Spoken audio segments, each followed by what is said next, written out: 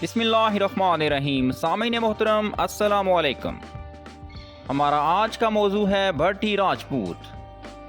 بھٹی راجپوتانہ کے لفظ باٹی کی پنجابی شکل ہے۔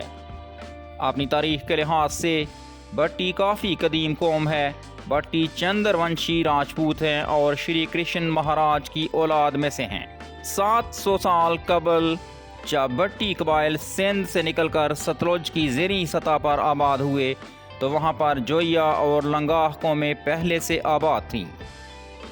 اپنی کثرت اور جواں مردی کی بنیاد پر بھٹیوں نے ان کو وہاں سے نکال کر پورے علاقے پر قبضہ کر لیا اور اس علاقے کو جیسلمیر کا نام دیا۔ موجودہ دور کی تحقیق کے مطابق ضلع حصار کے بھٹیوں کا سربراہ، جس کا نام بھٹی تھا، دریائے سندھ کو عبور کر کے برے صغیر کے اس علاقے میں وارد ہوا۔ بھٹی کے 2 بیٹے تھے، ایک کا نام جیسل اور دوسرے کا نام دوسل تھا۔ جیسل نے سلمیر کی بنیاد رکھی اور وہاں کا حکمران بن گیا، جبکہ دوسل نے بھٹیانہ آباد کیا اور دوسل سدھو اور برال سدھو قبیلوں کی بنیاد رکھی۔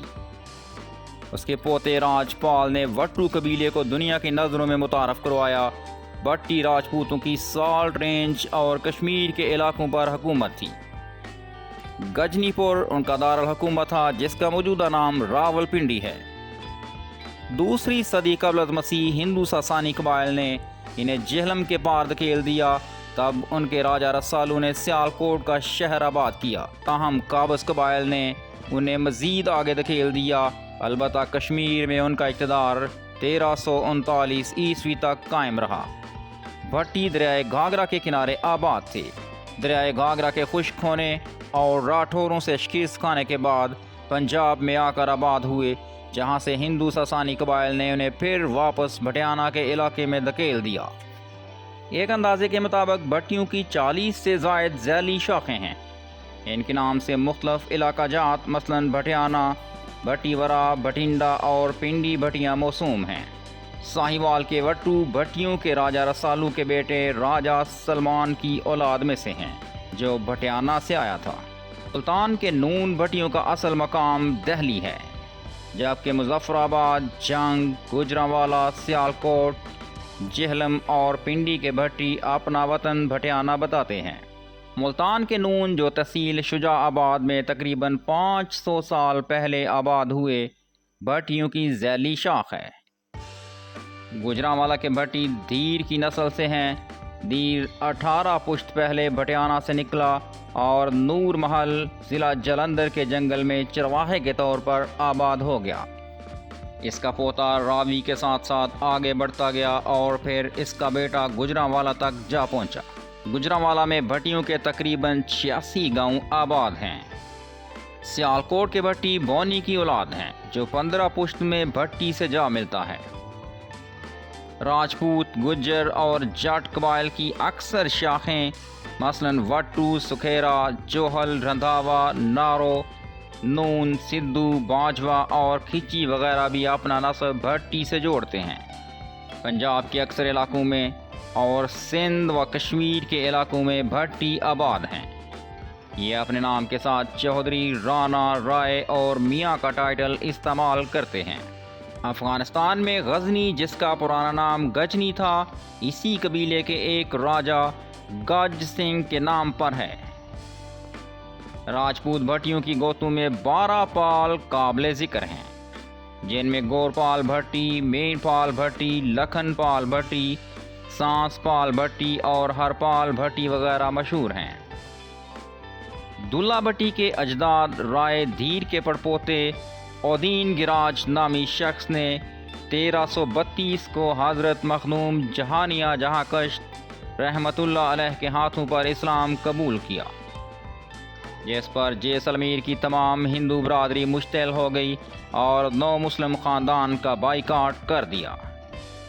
لہٰذا یہ خاندان نور محل، جو موجودہ ضلع جلندھر کے پاس ہے، اس کے جنگلات کی طرف ہجرت کر گیا۔ 1333 کے آخر میں رائے اودیم کی اولاد نے دریائے راوی پار کر کے راوی اور چناب کے درمیانی علاقوں میں سکونت اختیار کی۔ یہ علاقہ آگے چل کر دھلا بھٹی کے دادا ساندل کے نام پر ساندل بھار مشہور ہو گیا۔ دلہ بٹی کے زمانے میں اس کی حکومت موجودہ پنڈی بھٹیاں سے دریائے سندھ کے کنارے موجودہ ضلع بھکر تک پھیل گئی، جو دلے دی بار کے نام سے مشہور ہوئی۔ پنڈی بھٹیاں دلہ بٹی کا شہر کہلاتا ہے۔ دلہ بٹی کا اصل نام رائے عبداللہ خان بھٹی تھا۔ بھٹی راجپوتوں کی مشہور ریاست راجستھان تھی، جس کو 1398 عیسوی میں امیر تیمور کے حملوں نے تباہ کر دیا اور بھٹی راجپوت بٹھنڈر چھوڑ کر دوسرے علاقوں میں بکھر گئے۔ ایک زمانہ میں بھٹی راجپوت ہستنا پور سے لے کر کاشغر تک حکمران تھے، جس کو بٹیسر کے نام سے یاد کیا جاتا ہے۔ رائے عبداللہ بٹی شہید عرف دلہ بٹی نے مغل بادشاہ اکبر کے خلاف مہم چلائی اور 15 سال تک گوریلا وار سے اس کی اینٹ سے اینٹ بجا دی۔ بالآخر 1589 عیسوی کو مغلوں نے دلہ بٹی کو قید کر لیا اور اسے تختہ دار پر لٹکا دیا۔ 1802 عیسوی میں راجہ رنجیت سنگھ نے حملہ کر کے پنڈی بھٹیاں کے علاقوں پر قبضہ کر لیا۔ بھٹی قبیلے نے یہاں سے نکل کر جنگ کے سیالوں کے پاس پناہ لی۔ سکھوں نے مسلمانوں کے مذہبی مقامات کو شدید نقصان پہنچایا، بالخصوص شاہی مسجد کے صحن کو استبل میں تبدیل کر دیا۔ اسی وجہ سے جب انگریزوں نے پنجاب پر قبضے کے لیے سکھوں سے لڑائیاں لڑیں تو یہاں کے بٹیوں نے انگریزوں کا ساتھ دیا اور پنجاب پر انگریزوں کی فتح کے بعد پنڈی بھٹیاں کو دوبارہ بحال کر کے اپنی علمبرداری قائم کر لی۔ بھٹیوں کے رائے بوئے خان بھٹی کی 1800 مربع زمین تھی۔ اس کی اولاد میں سے رائے بلار خان بھٹی نے بابا گرو نانک صاحب کو 700 مربع زمین وقف کر دی۔ سامعین محترم، آپ کو بتاتے ہیں کہ بھٹی خاندان پاکستان کے کن کن علاقوں میں آباد ہیں۔ پنجاب کے علاقوں میں جنگ، گوجرانوالا، لاہور، ننکانہ صاحب، منڈی بہاؤدین، فیصل آباد، جہلم، گجرات، چکوال، گجر خان، اوکاڑا، ساہیوال، سیالکوٹ، فتح جنگ، سرگودا، تلا گنگ، ناروال، حافظ آباد، ڈیرہ غازی خان، بہاولپور، رحیم یار خان، ملتان، لودرا، خانپور، لیاقت پور، راول پنڈی، بہاول نگر، وہاڑی، پاک پتن، کوٹ مرید اور شیخوپورہ کا ضلع شامل ہیں، جبکہ سندھ میں سکھر، گھوٹکی، سانگڑ، حیدرآباد، نواب شاہ، ٹھٹھا، ڈنڈو آدم، خیرپور، دادو، حالہ، میر پور خاص، شادات پور، تھرپارکر، مٹھی اور بیٹ شاہ کا علاقہ شامل ہیں۔ اس کے علاوہ کشمیر میں میر پور، کوٹلی، چاروئی، سلام گڑھ، بھیمبر، چک سواری، تال غازیاں، رنگلا، سروٹ، مالوٹ اور دھیر کوٹ میں بھی بھٹی خاندان آباد ہیں۔ بھٹی خاندان پاکستان کی سیاست، صنعت، زراعت اور کھیلوں کے شعبوں میں اہم کردار ادا کر رہا ہے۔